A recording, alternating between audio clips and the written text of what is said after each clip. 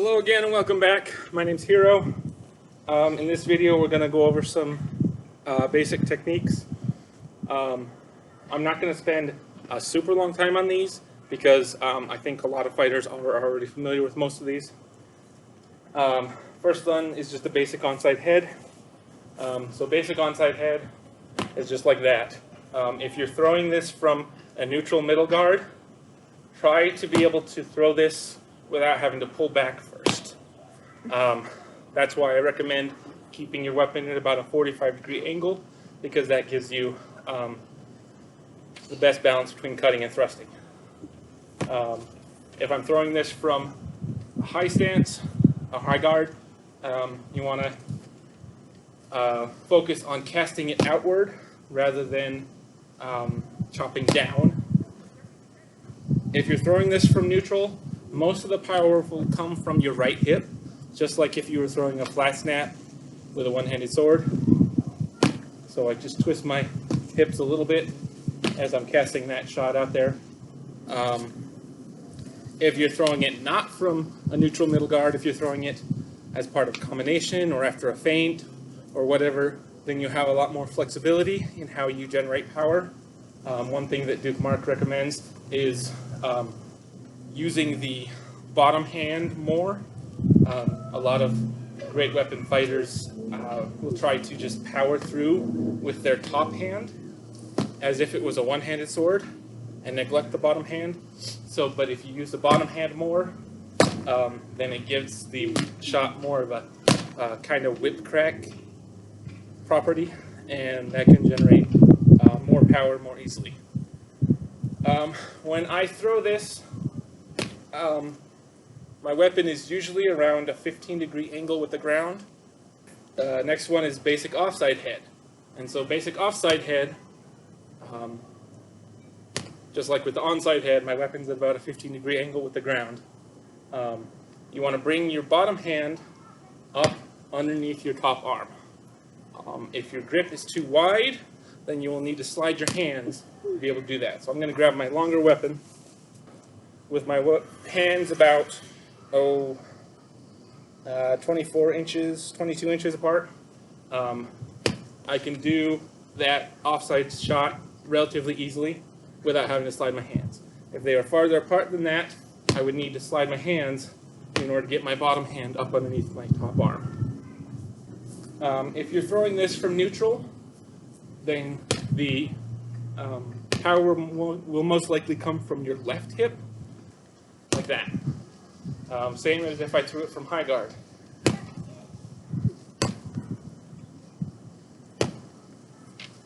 And so once again, you want to practice to be able to throw this offside shot from middle guard without having to pull back or telegraph at all.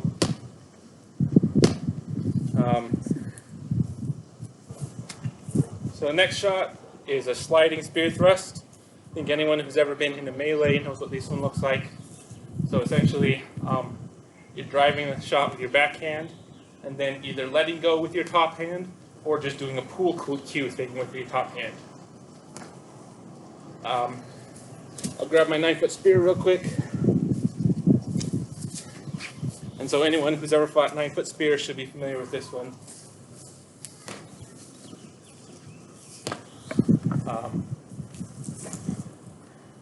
One thing to keep in mind is, at least with longer weapons, you want to try to turn your bottom hand palm up as you're thrusting, because that gives you better control.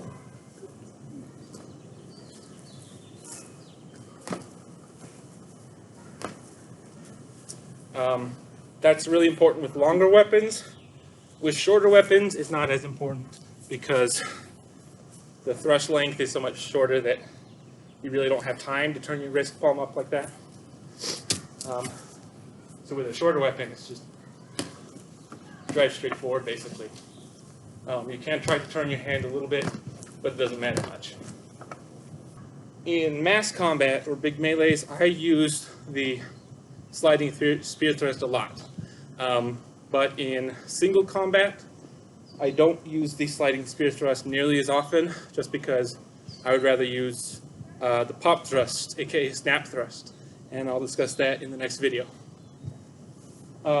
Last shot I'm going to go over right now is the onside hip or leg. And so that's basically, just like with the onside head, I'm generating most of the power with my hip. And so aiming for the opponent's hip or thigh. Try to aim for the hip if you can, because that's going to result in a kill. But especially against sword and shield opponents, their hip is usually protected better, so you may have to go for the thigh instead and just take their leg. I think it's important to discuss a little bit about attacking lower openings like the legs and hips. When you're attacking those lower openings, you have to be careful, because if you lean too far, that exposes your head and you're going to get clocked in the head. It's best to use feints or combinations to set up your low attacks. So if I were to feint high and then go for that low shot, or do a combination before that low shot, then you're going to have a lot better success chance. Also, it helps if you can get your opponent to kind of fear your high shots. So if you get them to fear your higher shots, and so they protect their head a little bit more, then that's going to open up the leg or hip for you. I also want to talk a little bit about footwork. I'm not a footwork expert, so I'm not going to spend a ton of time on this, but I just wanted to cover the basics. You want to keep the weight on your balls of your feet. It's okay if your heels touch the ground, as long as you're not putting too much weight on them. You should be able to shift your weight and lift your heels off the ground. Oh, excuse me, you should be able to lift your heels off the ground without shifting your weight.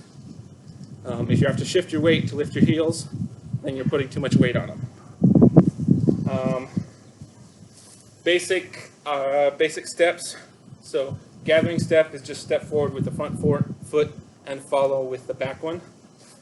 The alternate to that is a passing step, where you step with your back foot so that it becomes your new front foot. I'm not going to go over all the situations where you would use either of those. Just get practice when you're practicing on the pedal. Get used to using those steps and use them in combinations. Next one is a pivot step. Pivot step is really important. Basically, you step forward with your front foot and then pivot your body to move your back foot behind you. And so the reason this is so important is because with certain shots, it helps you generate power and also helps move you out of the opponent's line of attack. So if I were to throw a high shot with a pivot step, then I'm moving myself way out of the opponent's line of attack, and they have to turn to face me, which takes time. I'm going to go over pivot steps a lot more in the next video. Next step I want to talk about is the double step. This is basically like a juke in football. So you step one way and then immediately push off to go the other direction. This is good for situations if my opponent is advancing on me, then step and push off in order to get them to redirect their movement, their momentum. As you're practicing your movement on the pedal or against the pedal, try to get used to moving using angled movement toward the 45 degrees, more so than forward, backward, and left and right movement. So lateral movement is okay, and forward and back movement is okay, but really you want to get used to moving to the 45s.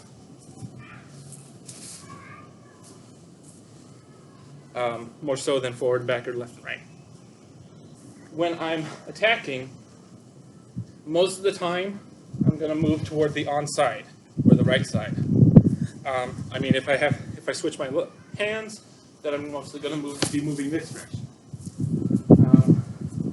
That's just what comes naturally, but I also try to move towards the opposite side at least sometimes, because you don't want you to become predictable. Otherwise, if I'm moving toward this side, I'm most likely going to throw an onside shot. But there are plenty of times where you would want to move to this and throw a shot to the opposite side, because that changes the angle of the shot and might give you a better chance of success. Alright, that's it for footwork, and I'll see you back in the next video.